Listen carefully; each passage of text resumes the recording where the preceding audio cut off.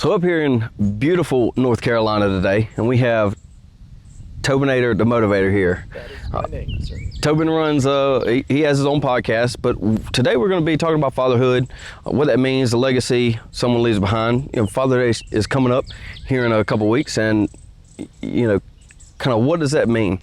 And so your podcast is Three Pillars Podcast, and you cover spiritual, mental, and physical strength, leadership principles, let's say.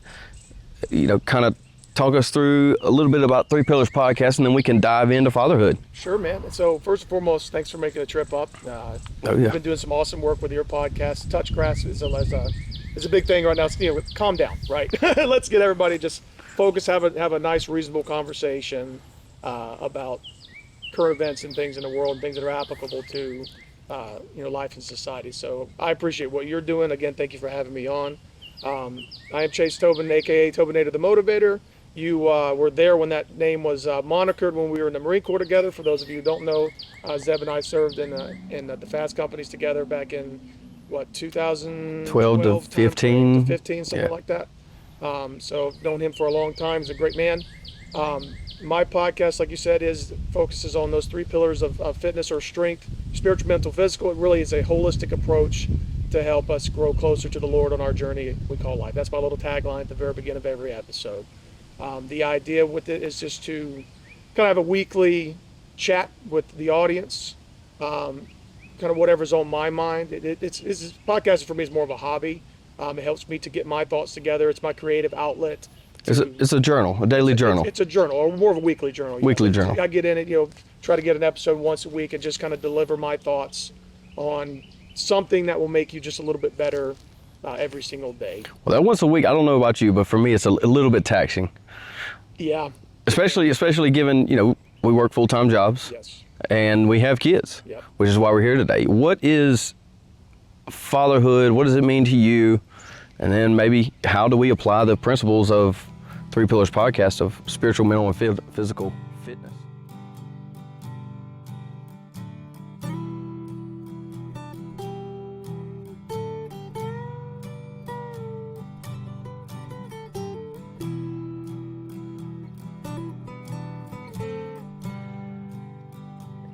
So, with the birth of a child, people have always said, birth of the child is the birth of the mother, because the mother, gives life to the child.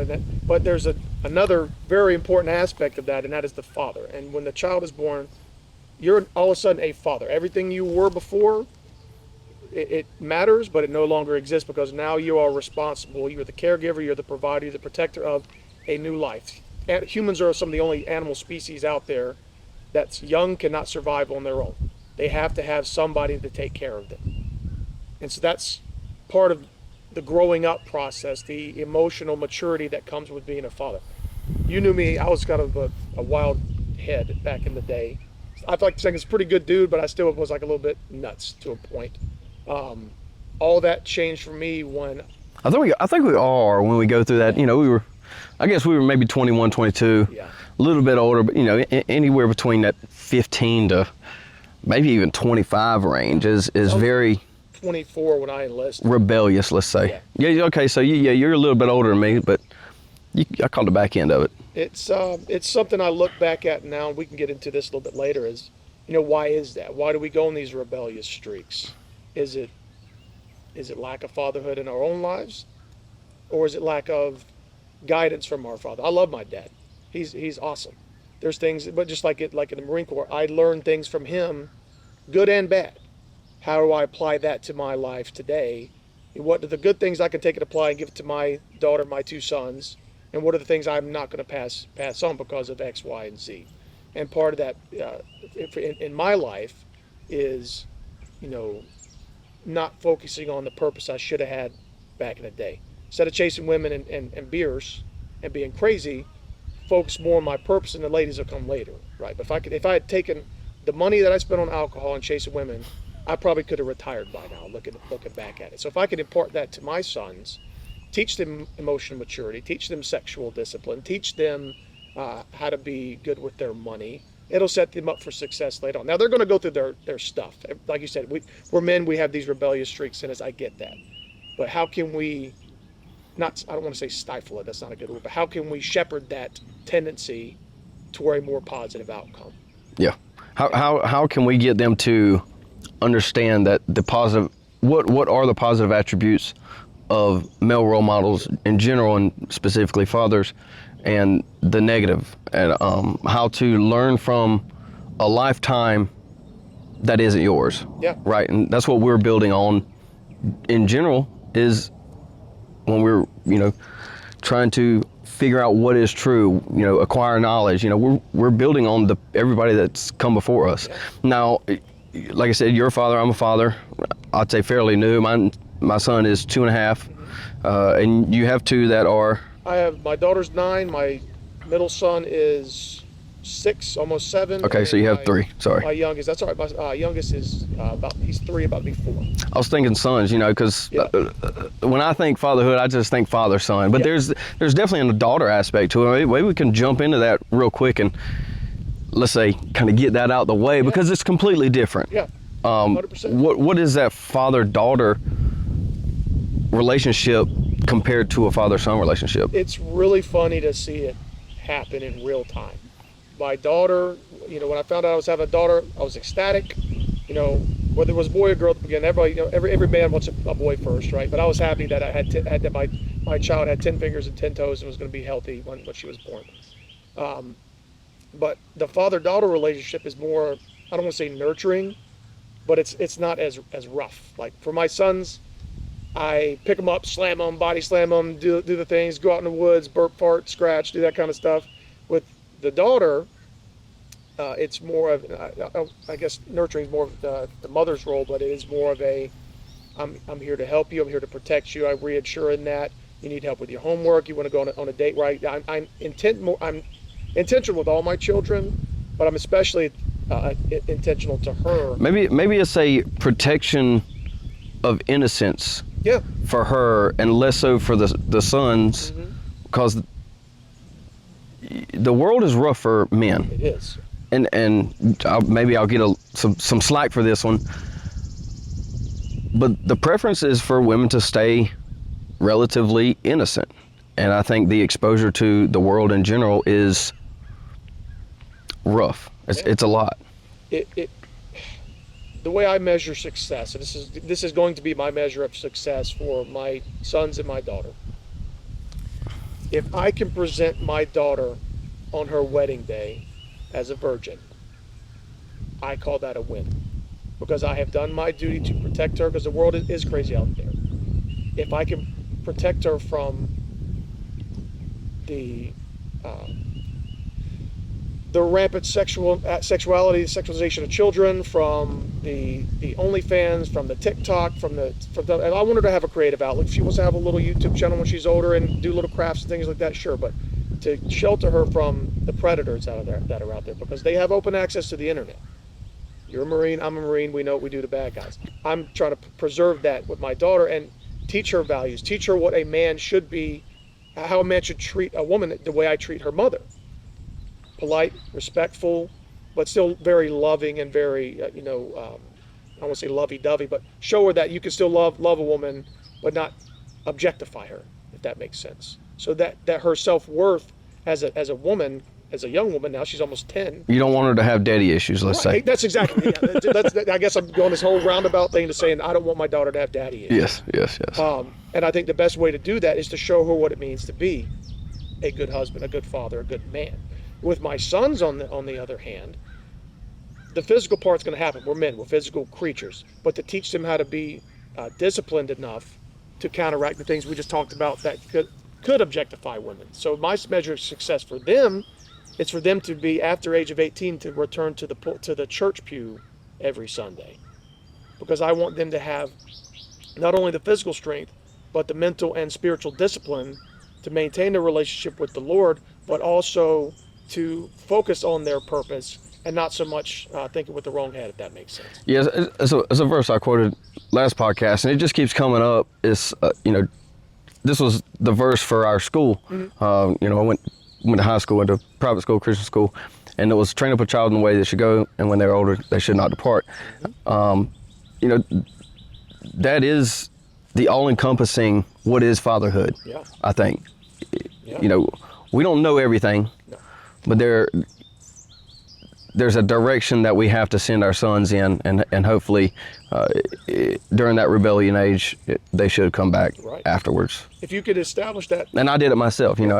Who didn't? I think you're an exception if you didn't. I think. I think that we can, though, break that cycle a little bit. And I think the way you do that is to really establish a firm foundation, not shelter them from the world so much that they don't know what's going out there.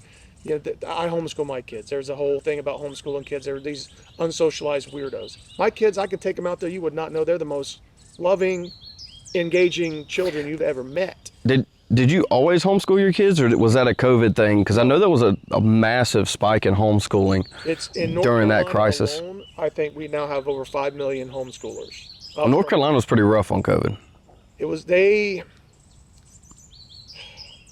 Depends on where you were in the state. Around here is actually pretty middle of the road politics. Some of the bigger cities, you saw more of the lockdown type stuff, a lot more of the COVID police. But to answer your question, we had always wanted to do that anyways, because when I had my daughter, I was still on active duty. So I figured, you know, wherever we're going to be traveling, because at that point I thought I might re-enlist, so who knows where I was going to be. We were just going to homeschool anyways because we could literally do it anywhere. And now I can still do it literally anywhere, and it's the best thing I ever did because I have the freedom to come out here and record a podcast, go to the beach, but still do school while we're down there. Yeah. I could take a week-long beach trip and still do my school for a little bit and then kick out and build a sandcastle all after. I think if it didn't take two household incomes for a lot of people, there would be more homeschooling. We're only on one. My wife stays home and educates my kids. What does that mean for me? It means I've had to lace up my boots, tighten my belt, and take that 30-inch step every single day and get to the point where I can support that because of my hard work and efforts. And I just switched jobs recently, and I got a pretty big pay bump, and that's made it a lot easier. But there for a while, it was tough. It's not for everybody. But if you put in the gumption and the work to do it, it is literally one of the best things you can do because you can be more intentional with your children. Homeschooling shouldn't be called homeschooling. It should be called parenting. Because for thousands of years before the Rockefeller public education system came into effect, where they were creating people to go and work in factories for the war effort, you would take your son and you would teach him everything that he knew. The mother would teach them everything that they knew. How do you cook? How do you clean? How do you skin a deer? How do you hunt? How do you keep yourself in shape? How do you... All these things, you would just impart that on them because you were with them every day. And now your kids, you develop an emotional relationship to them.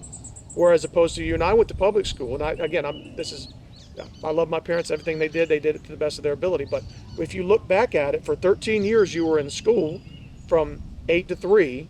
If you did extracurriculars, you were there till 5 or 7. You come home, you do your homework, you have dinner, and you go to bed, and you do it all over again 5 days a week. So for that, 6-8 hour day, who's raising the kids?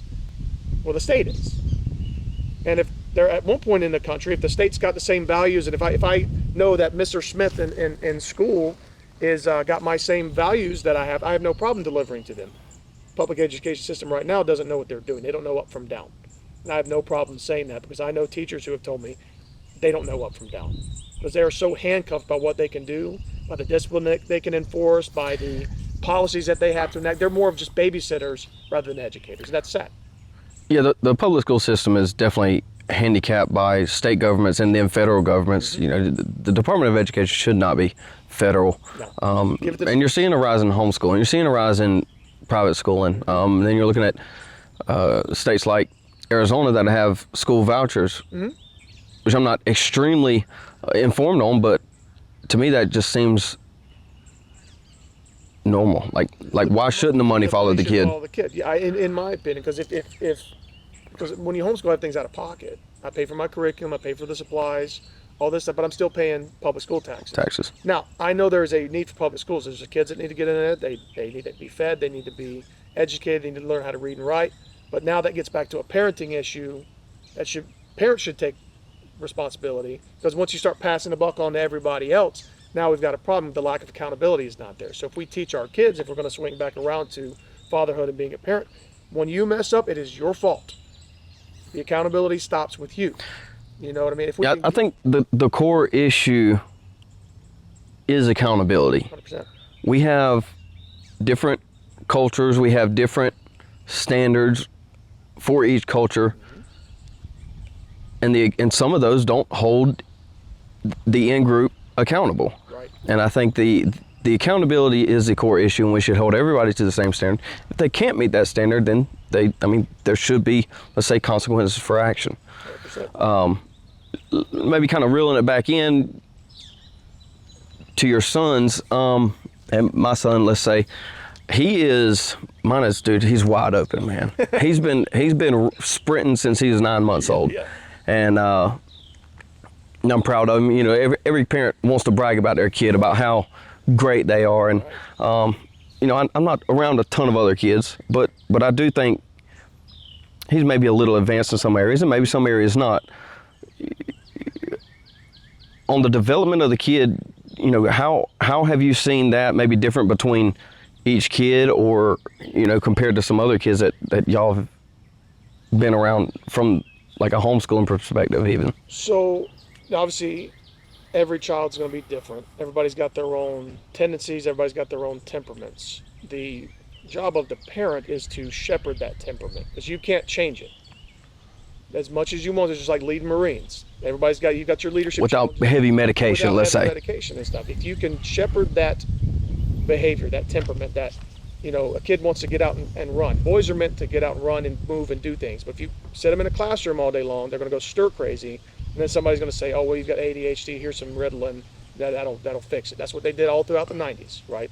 What are the long-term repercussions of that? I don't know yet. We just don't have the data on it. I'm sure it's out there.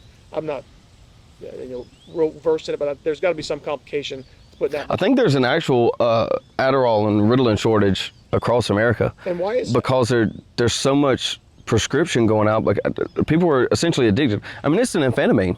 It is. It's like speed. So it's one of those things. Why do we? And people can't function without it sometimes. So they become dependent on it. Is that because farmers got their hand into it, or is that just because that we have no accountability and are just putting a Band-Aid on a hemorrhage? Why don't we just identify the fact that, maybe I need to change my diet a little bit. Maybe I need to actually take a look and see my learning style. Guys are generally kinetic learners, right? So we do things with our hands. You tell me how to do something, I'm like, I need to probably do it with you a couple times, then I'll have it down. But I need to do that with my hands. With little girls, a lot of times they're very visual, and they can learn something real quick just by telling it to them. But like I said, to get back to your question, developmentally, it just depends on the environment, depends on the socioeconomic class, depends on, are you gentle parenting, or are you traditional parenting? There's a lot of things that can. Is there a nature-nurture thing? I think there's a blend of it. I think by nature people are born with temperaments, but by nurture we can shepherd that temperament. So how do we build that generation that's younger than us? Maybe even, some of the ones that are 18, 19, 20 right now, that are going to have to come up in a post Joe Biden America, let's say. I think first thing we got to do is be an example. If we're gonna use the Lord as our example as men and as fathers to lead our families, if we can establish that foothold in our family, be an example. And an example is a good man, goes to work, pays his taxes, isn't a menace to society, generally gives back a net gain on society, and then can impart that into their children, and then show other men around. And how do you do that? You get involved with a youth group if you can. You get involved with church ministry somehow. You get involved with Boys and Girls Club. You get involved with, start a club at a gym. You do something. You start a podcast that they can read and get their knowledge and information from, something that they can go in and reference if they don't have a point of reference. And if you can show other fathers how to be good fathers, not just to be not just to go through the motions. Because a lot of guys you find right now just going through the motions, they have lost a purpose because of X, Y, or Z. They get out of the military, they don't have somebody telling them what to do every day. They get out of law enforcement, they're now, what do I do now? They get out of whatever it is, they lose their purpose. If you can reestablish that purpose and give somebody an identity, and I find an identity rooted in Christ to be the best thing ever, because now you have a purpose, somebody loves you. Now you can take that next step and love others, love a woman. Once you become a husband, now you are providing for that, and then when you become a father, it just levels that up. Now you have to, if you are taking your role seriously as a father, to provide for something. How am I going to do that? Am I working, an entry-level job and now I've got to figure out how to climb that corporate ladder? Well, yeah, you should. Or else you're going to be really, really, really hurting. It's going to put a strain on your marriage. It's going to put a strain on your family. So I think it forces you to level up once you realize this is a serious responsibility. And that gets back to accountability, if that makes sense. Yeah, very much so. There's a lot going on nowadays, and we're not going to be around forever. They're going to grow up. What do you see in the near future? Obviously, like you said, you homeschool your kids. Are you looking at maybe sending them to college? Would you like them to go into trade work? What are they interested in? How is that generation going to come? I guess, how is the world going to change by the time, let's say, 3 to 8-year-olds, whatever that generation's name is, I don't even know. Kids right now are Generation Alpha. Okay. And they're projected to be the most conservative generation in decades. Now, whether that's true or not, I don't know. I think what you're going to see in the future is a massive change in the education system. I think you're going to either see a lot more homeschooling or you're going to see a lot more reverting back to a traditional method of education where there is accountability, not only from the school but on the parents. I think parents are going to start taking a more active role in their kids' education because they're going to see that the standards are going to start slipping in. And if people are just sliming by, and now you have doctors and nurses that are just sliming by, and you have engineers and stuff. You see bridges collapsing, you see hospitals doing things. Planes falling out of the sky. Planes falling out of the sky. I don't think we're going to get quite to that point, but the signs are already there. The whole No Child Left Behind thing back in the 90s was a joke because now you're just passing people just to pass people. If you're going to have a standard, people need to meet that standard. I'm proud of the Marine Corps for upholding their standard throughout this entire COVID nonsense and throughout this whole DEI initiative. They have had a standard. If you want to be a Marine, you have to meet this standard. And by God, they've kept that standard. And they're the only branch to pass a financial audit in the past, like however many years over the past, I think that just happened last year, right? So good on the Marines for doing that. But I think if we return to a standard of excellence, whether that is homeschool or whether that's through a massive change, nationwide, like you said, the Department of Education, maybe it gives it back to the states. I don't know, but I think you're going to see a massive change in that. People are going to actually take this stuff a lot more seriously. So you made a call back to the Marine Corps and how, they're the only ones past audits. They've, stood firm. That I think that comes from holding each other accountable, and Marines are known for that. 100%. So now that we, kind of on the military issue, could you see your sons in the military of a post 2020 America? What are we looking at from that standpoint? Because obviously there's some major issues when it comes to some of the Marine Corps too, but primarily, let's say, some other branches. So I think, and the Commander-in-Chief himself. Yeah, I think you're going to see a massive change in the military too. I know everybody talks about the pendulum swinging. I would like to see the pendulum come back to a sense of common sense, kind of a more centrist approach. The military's job is to defend the nation's national interests. We don't need to worry about sexual identity. We don't need to worry about, anything but people's true mental health and can we win wars and defend our nation's interests. That's the primary goal of the military. I think there will be a shift back to that eventually. But if not, then I don't want my son serving. Because why would I want them going into an organization that's not preserving national interests? My son's all about it right now. He asks me every day, what do I need to do to be a Marine? I said, well, when you start running, that means I got to start running. A lot of running. A lot of running, right? But I'll train him up to be as best as he can be. But that doesn't necessarily mean he's going to go into the military, but he'll be ready if he needs to. And maybe at that point, I'm not saying we won't need a military, but maybe we'll need more civilians holding themselves to a higher standard rather than just letting the police and the fire and the EMS and the nurses and the doctors have this high standard. Why can't you and I now as civilians keep ourselves to a high standard? We already are because we're Marines, but average person around you, if they would hold themselves to a higher standard, now you have accountability to your peers around. So that there's the college question. Do the kids go to college? We'll see. We'll cross that road when we get there. My daughter's already talking about how she wants to find a nice boy, get married, have children, and be a stay-at-home wife. Good for you, sweetheart. Yeah, I think that's being a mother is definitely the highest calling for a woman. 1,000%. We're in a tough spot, I say. You talk about the pendulum swinging, and I think it is too. I think it's swinging back. We're looking at election. We're looking at election polls. We're looking at the rise in MAGA support or Trump support, however you want to put that. We'll see how that goes here in November. Yeah. I think that's going to be the turning point, one way or the other. I think so. I have hope, and whoever wins it's going to be nuts. We know that much. I think what you can do in the meantime is to preserve your legacy. So the people having children, one of the most terrifying statistics I've seen, and Elon Musk talks about this all the time, is that the birth rate in America is like 1.4. In order to have a society that continues, you need to have a birth rate of at least like 2.1. And we are far below that. And that's scary. So how do you preserve that? Get married, have babies, commit yourself to one female, commit to that for life, establish a solid physical, spiritual, and mental capacity in your children, and in your marriage. You establish that sphere of influence. If it's a military tactic we're talking about, you establish your sphere of influence. Thank you, Captain Iannaccio, sir, if you're listening to this. And you expand that.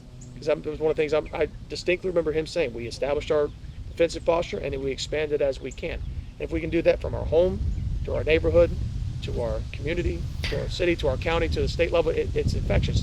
But you might have these little pockets at first. But it starts in the home. When you say, expand your sphere of influence, Yep. I would say that sphere of influence is specifically Christianity, culture of Christianity, and Christ himself.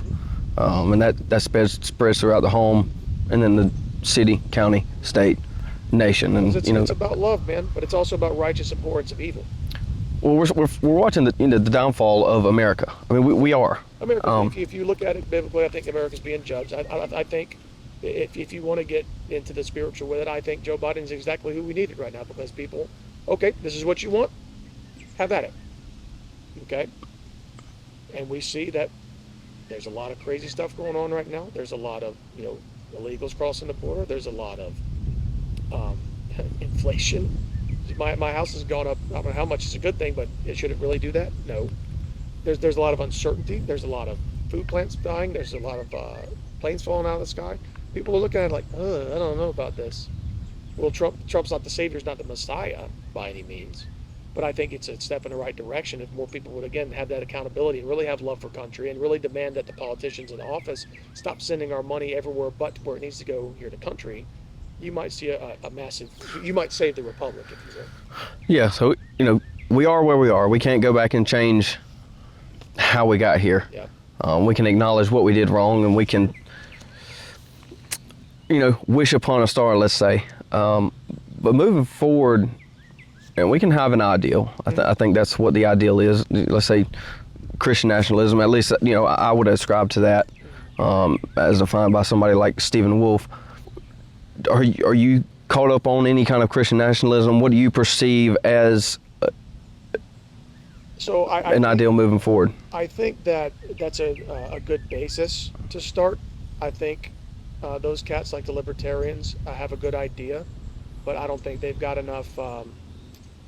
They haven't shrunk their guardrails enough that they want this whole broad funnel of, have a crusade in America and go back and be this militant force, but you're not going to win souls over by beating them in the head with the Bible. The Muslims did it, and they conquered, whatever, but they did it by fear. So is that really bringing people to heaven? No. But if you do it through love, and you do it through, again, righteous abhorrence of evil, calling out the things that expose it, fund these darkness and expose them to the light. Okay, is there human trafficking in the country? Yes. How does that happen? We got a border that's open that people are coming across it. Expose it. Call it out. Is there corruption in politics? Yes. Call it. Expose it. Root it out. But you can do that in a place of love, because I love this country. I love what we're doing. I love what we got going on. But trying to wave that banner and charge into it, you're just going to get a bunch of people looking at you like, what are you doing, crazy? I think again, it's a good idea. But I think they need to shrink their guardrails and really focus on it, and not just have a bunch of guys wearing jackets. Hey, let's go out and do this. Are those guys married? Do they have families? Do they have children? Are they instilling in that, or are they focusing all their time in their little club? I think you mentioned libertarians. I think they're definitely broad. They're very, let's say, accepting. And you can see that with the Libertarian Party. That's the ideology. I think the fundamental issue with that is that they believe that people are inherently good. Yeah. And I don't think we believe that. No. We believe people are inherently bad, and you have to work and put effort towards doing good. Yeah. And so you talk about the pendulum swing, and you talk about trying to find a middle and common sense. Because I don't believe there is a real, let's say, middle. Right. I mean, there's obviously common sense, but what does that even mean? I think because people would call me extreme right, and I don't know. You're just a traditional guy from 50 years ago. I'm a fundamentalist, man. Yeah. I can look back and see where we went all wrong, and it's like we just have to go back to the basics. I think that you've got a fringe group on the far right and a fringe group on the far left that are screaming at each other, who want the people who are generally in the middle, who want to just be left alone, to fight their battles for them. Because they don't have the numbers over here, but they're screaming the loudest, and they're getting the attention because the media is giving the attention. Whereas on the other side, it's the same thing. They want you to make believe that this divide is so much that there's no common ground whatsoever. I think there's plenty of common ground. In America, the beauty of America is you can have somebody who's, say, a Democrat, but be 2A, all about it. You can have people who are conservative, but then they say they're pro-choice. That is just the nature of America. You don't have to be so staunch Republican or so staunch Democrat that you toe that party line on everything. I think you will find commonality in a lot of stuff. Can people have the conversations? Do you think that we're getting away from that? I feel like we're getting away from that with the conformity to an ideology to pick teams. Yeah, they don't want to say something that's going to hurt their quote party's feelings. You got to hurt people's feelings. You got to have the tough conversations. You got to sit down with somebody who's across the aisle from you and have rational conversations, not screaming matches. Don't bring on the I love some of the influencers out there. They'll bring just the most ridiculous person from the left, and most of the time they're actually like a satire person anyways, but they'll sit there and have a conversation with them, and it's just like, come on, they're not all like that. And they're not. Most people on the left, on the right, they can sit down like you and I are doing right now and have a good conversation and find that common ground. And I think if you get away from federal politics, get it back to more local politics where stuff actually matters, and take power from the federal government, shrink it to the point where all they need to do is defend my borders, control my foreign policy with imports and exports and stuff, and leave me alone. That's where the libertarians get it right. But I think their inherent issue is that they are 100% Constitution with zero Christian morality. That's where they deviate from. If they had, again, more guardrails, more focus, you might have more. How do we get back to that? To, let's say, establishing the Constitution, because obviously it's a dead document right now. I mean, over half of your politicians don't even hold it to authority anymore. They're too worried about the next election. I think you have to really get people in office that are statesmen, that are not politicians. People that are worried about doing their job in the moment and not worried about that next election until it's election time. I think you have to have congressional reform. I think you need, you're going to need some type of term limit. You're going to need some type of age limit. You're going to have to have some type of rule where if I'm a senator, I can't run for the next office until my tenure's up. If I'm a lieutenant governor, I can't run for governor until my term is up. Things like that, because that means you're doing half your job when the time comes. I think little things like that, and really advocating for things like that, and really doing more local stuff is going to be your money maker in the end. Because if the republic falls and we end up balkanizing for some reason, you're going to have these little pockets of cohesion that are going to have to form some kind of government. Yep. Yeah, you're talking about bringing it back to the localization and the local community, and I think inevitably that's where we're going to end up. I don't know how long it's going to take to get there. Maybe there's a fallout completely. Maybe there's a civil war. Maybe there's a splitting up of states. Maybe there's a new secession. But kind of mentioning all that, a lot of people want to call back to the fall of Rome. Yeah. You're halfway learned it on that subject. What are the similarities? What are the differences? And what can we learn from them? Well, if you just look back at it, one of the first things is just all the crazy laws that they had in Rome. bring it up on a spot offhand. I can't think of anything to held back to, but I know that they kept making laws upon laws, and this law counteracted this law, and so on and so forth. It became so confusing that only the people in power could navigate it. Does that sound familiar?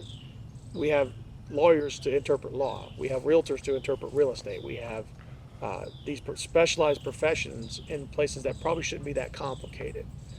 Um, you've got you've got the games. People are distracted. Juvenal said, you give them bread and circuses and they'll never revolt. If we're constantly in a state of entertainment, the plebes, as it were, they're constantly, you know, anybody pushing universal basic income has never read a history book, because if you just keep people in a docile system, yeah, that's a control mechanism, and it might be good for the people who want the control, but it's not good for everybody else in the long run. If you're pushing for a true socialist or communist system, it's never worked and never will. So when you see like the fall of the empire, it's overexpanded. Its borders. It's got its hands in too many things. It's not manufacturing anything. It's not exporting anything. If you look at it today, we are not energy independent. We rely heavily on China for our manufacturing, and a lot of other who's not our friend per se, right? Um, and we're stretched so thin militarily all over the place. We're sending money to all these different countries, and while our people are starving in our own country. So there are parallels between the great Roman Republic that fell, and the American experiment or republic, as it were. And I think you can save it if you go back to a more isolationist mentality, just like George Washington said when he left office. Be aware of your foreign allies, keep an isolationist mentality, get involved only when absolutely necessary. We got enough land and resources and stuff here in America. We can build a wall, 10 feet tall around the entire country and just do our own thing here and not worry about the rest of the world. Yeah. We have been dubbed the world police by somebody at some point, that we have to get our hands in all these things. You got NATO, you got things like that. Let them handle all these issues. But NATO was formed just to defeat the Soviets. They're For the gone. Cold War. Yep. So what does NATO do now? Is that a fair question to ask? Still a Russian aggressionist. Still a Russian aggressionist organization, but do they actually do anything, or they just put their foot down? So you better not cross this line. Well, I know they collect funding. They collect funding. Who doesn't collect funding from America? What do they do with that? So that's the thing. Overly taxing your people, sending money that you tax from people to faraway lands that people can't find on a map. There's some parallels to that in the Roman Empire, and it eventually fell due to a peasant rebellion and nomadic invaders from the north. Was it the Vandals that sacked Rome finally? And they took all their architecture and destroyed it. That's where we get vandalism from. It's the Vandals, and that might not have been the form. And Rome retreated to the Vatican. And then Rome retreated to the Vatican and restocked there. But that's a whole other episode, I think. but I think the way you save the Republic, I think, is again, if we're going to circle back to our topic of fatherhood, is being that example. If you follow Christ and his example and how he is firm but fair to you, he's disciplined, but he also loves you at the same time. Impart that in your children, impart that to your wife and your kids, and then expand that out as best. Yeah, a thought I've had before, and maybe I heard it, maybe I did, I don't know, kind of going back to fatherhood, is what do you want for your sons? Mm-hmm. At least my perspective is I want my sons to be me, but better. Yes. And I think that should be the fundamental guiding principles. Just like leading Marines, man, I learned a lot in the Marine Corps, and I know you did too. If the guy who took my place when I left could do everything I do except better, I have done my job. And that's your legacy. And that's, if we're gonna kind of wind down talking about legacy, that's who your kids are. That's your future. Every baby born is a sign from God that he's not done with us yet. So give that child everything they can to succeed. Don't just do everything for them, but teach them the best you can. Make them the way they need to be, and then, again, shepherd their temperament to what they're good at. Both my boys may not like baseball, let's say, for example. I know one's more interested in soccer right now. Well, maybe one likes soccer, one likes baseball. I'm not going to force them to do something they don't want to do if they're not good at it.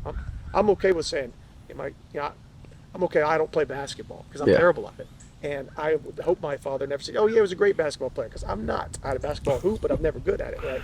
But if you can impart that into your children and establish that legacy, your name's going to carry down through the ages. You talk about legacy and kind of carry your name down through the ages. I think we've lost the sense of self-preservation as let's say a community, as a people group, and you can label that group whatever you want to.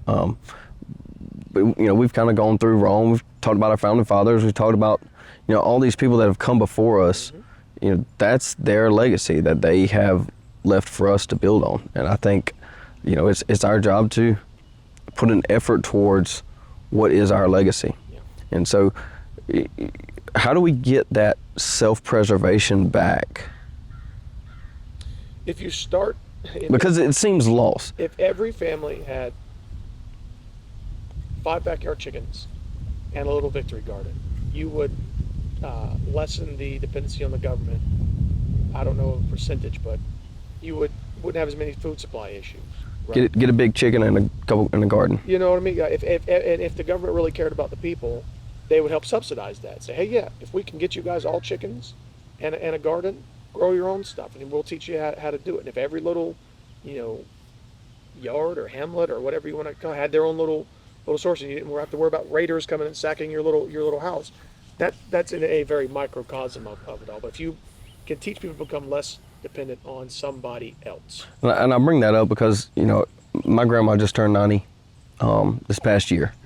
Mm-hmm. She's a little bit older, and her father had her when he was later in life. So he was born in, I can't remember, like 1883. Wow. So, she was born in the 30s, and he had her at like 47 or something.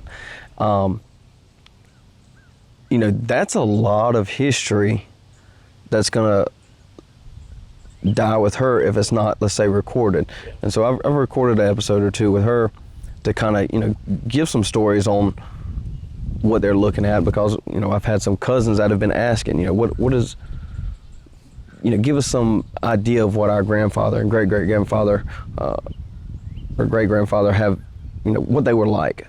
And so I think there's definitely a callback at our generation to what was it like. What were our fathers like? What were our grandfathers like, and great-grandfathers? And kind of moving this thing forward, obviously we notice that there's no self-preservation. I keep going back to that, and the nation is a extension of self, let's say. If you can get people away from self, though, the whole selfie generation, right? If people would care more about, hey, where did I come from? How did I get here? And what do I need to do to carry on this thing? Rather than it all just ends with me. It's all focused around me. The whole world revolves around me. And you see that a lot. I think that's self-preservation and selfishness is antonym. Yeah. I think they're complete opposites. Wildly different. And I think that's the goal is to preserve the self, which if we're going to call the collective self America, we have to get away from what can you do for me? What can I do for you? Just like Kennedy said, that's not what your country can do for you. What can you do for your country? Are you a net positive on the country, or are you a net negative? Are you constantly asking for something, or are you